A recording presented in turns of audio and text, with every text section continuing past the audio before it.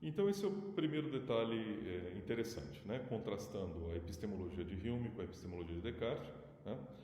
Descartes não acha que a indução, aliás, nem ocorre a Descartes que a indução poderia ser um mecanismo de justificativa de crenças, né?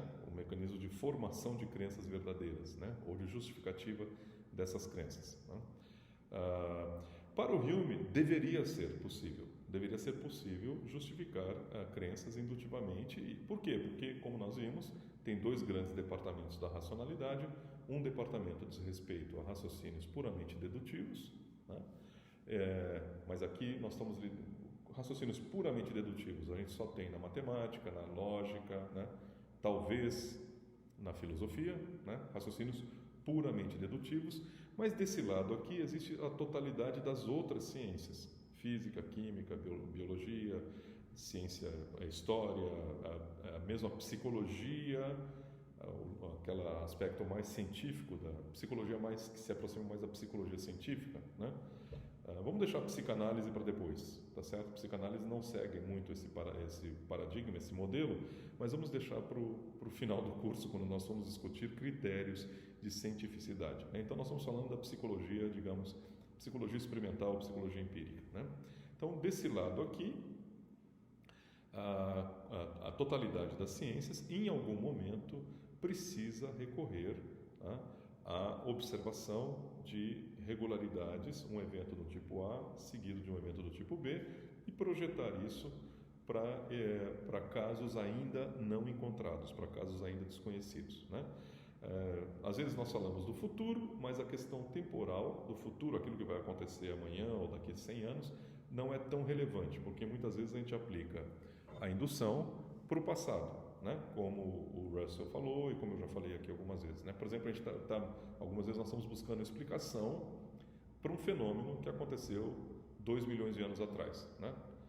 2 milhões de anos atrás, possivelmente, houve a extinção de uma certa espécie, então nós projetamos para lá uma certa regularidade que nós vemos agora. Tem erupções ou emissão de gases de um certo tipo, isso leva à extinção das espécies, então nós projetamos para um caso, houve uma extinção de uma certa espécie de mamute, sei lá o que, na planície central da África.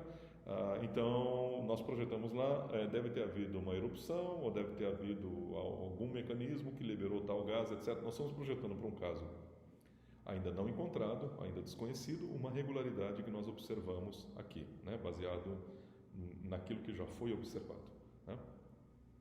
Então, para Hume deveria ser possível justificar nossos raciocínios, né, enfim, a ciência empírica com base nos raciocínios indutivos. Só que quando você vai procurar o que está ali dentro, qual é a essência, né, do raciocínio indutivo, tá? Primeiro que não pode ser um raciocínio dedutivo, né, porque sempre tem esse formato, observação de casos, né, levando à formulação de uma hipótese sobre casos que ainda não foram observados, tá certo? Não pode ser um raciocínio dedutivo e não pode também apelar para o sucesso da aplicação no passado, né? Em outros casos esse raciocínio foi bem sucedido, então agora ele vai ser bem sucedido também. Isso é uma explicação circular ou uma petição de princípio, né? Como nós já falamos, ou seja, não é explicação. Então a explicação para o Hume, que não é explicação, aliás, não há justificação. Uma coisa em filosofia é uma justificação, outra coisa é uma explicação, né? Uma justificação é aquilo que nós esperamos, que são razões, né? Razões racionais, né? Pelas quais algo. Então, eu posso dar uma justificativa de por que é errado matar, por exemplo, ou errado roubar, né? Então, vou apelar a princípios do tratamento de outro ser humano, né? Algo que emana da razão. O imperativo categórico de Kant, por exemplo, é uma justificativa racional, uma tentativa de justificativa racional de por que é errado matar, né? Justificação é uma coisa, agora explicação é outra, né? Por que o indivíduo matou o outro, né? Não tem justificativa. Por que o indivíduo matou o outro? Não tem uma justificativa racional, tá certo? Mas pode ter uma explicação causal. Ele matou o outro porque ele estava sob o efeito de uma certa substância química, ele estava armado, ele se descontrolou emocionalmente, ou ele estava com ciúme tremendo, matou aquele indivíduo. É uma explicação, não é uma justificação, né? Então, para Hume, existe uma explicação de por que é que nós fazemos a indução. E a explicação é que nós temos uma tendência psicológica, né? Uma característica da espécie humana, né? Agora, veja bem, o fato de que seja da espécie humana e que a gente compartilha com outras espécies também.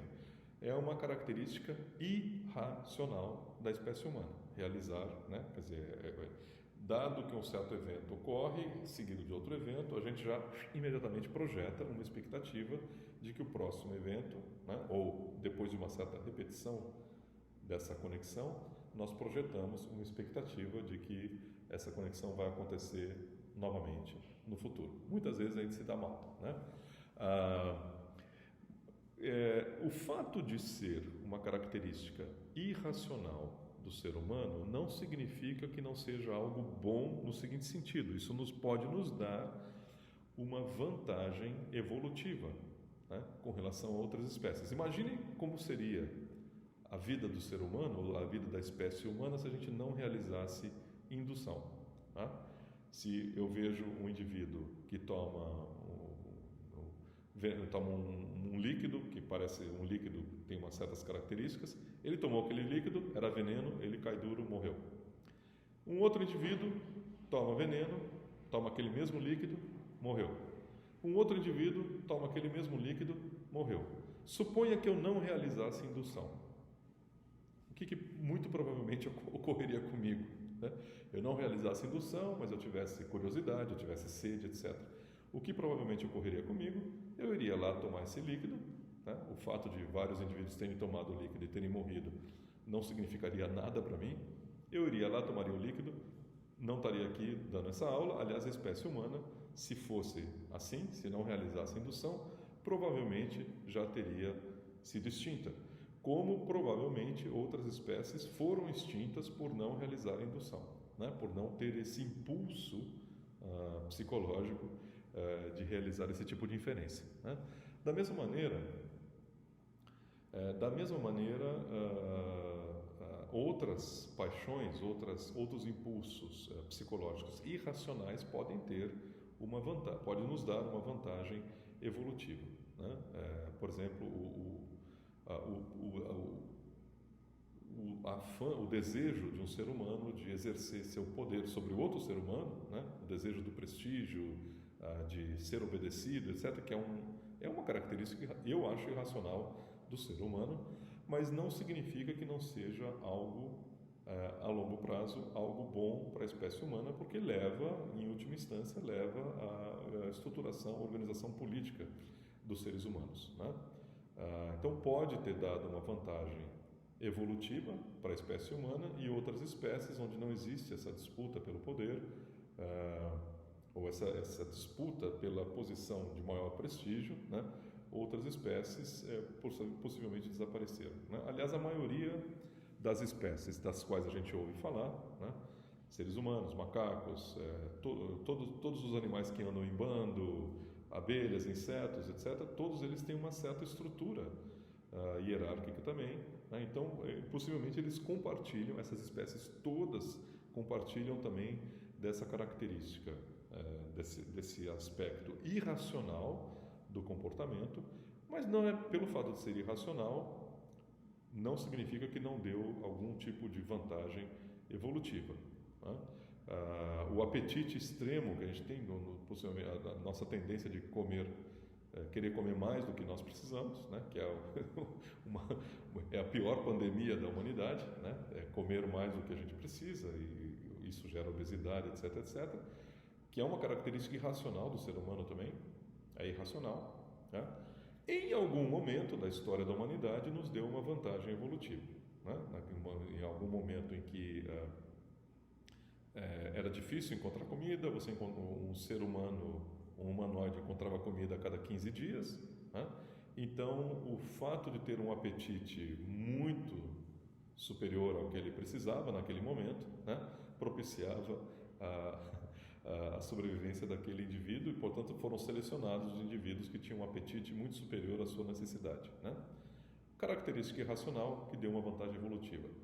Então, eu suspeito que Hume está pensando na indução nesses mesmos moldes, embora ele não fale isso, né? Se você vai ler o Hume escreveu muito antes de Darwin, então só estou falando aqui de seleção natural, etc. Hume escreveu muito antes de Darwin, mas provavelmente ele pensa na indução mais ou menos da mesma maneira. Pensa na indução como um impulso irracional dos seres humanos. Agora, por ser um impulso irracional, né, não significa que não nos dê, que não seja vantajoso, que não nos dê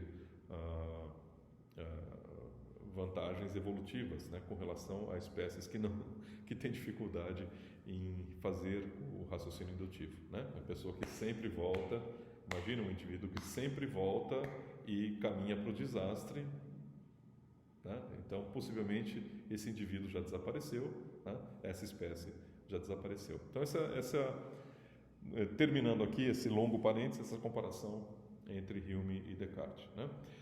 Uma outra coisa importante que eu queria mencionar é o seguinte: normalmente Hume, Russell e várias pessoas que estão falando sobre a questão da indução, eles estão falando da observação de um grande número, né, de eventos do tipo A seguidos de eventos do tipo B, né? Eu observei uma vez, soltei a pedra, ela caiu, uma segunda vez soltei a pedra, ela caiu, uma terceira vez soltei a pedra, ela caiu, uma quarta vez, etc, etc. E aí, depois de um grande número de observações, eu sou levado a formular a hipótese de que os corpos, quando são soltos, né, são acelerados em direção ao centro da Terra. Bom, a questão é que, evidentemente, é um pouco relativo e contextual, né, varia de ciência para ciência, varia de hipótese para hipótese, quão grande tem que ser o número de observações, né?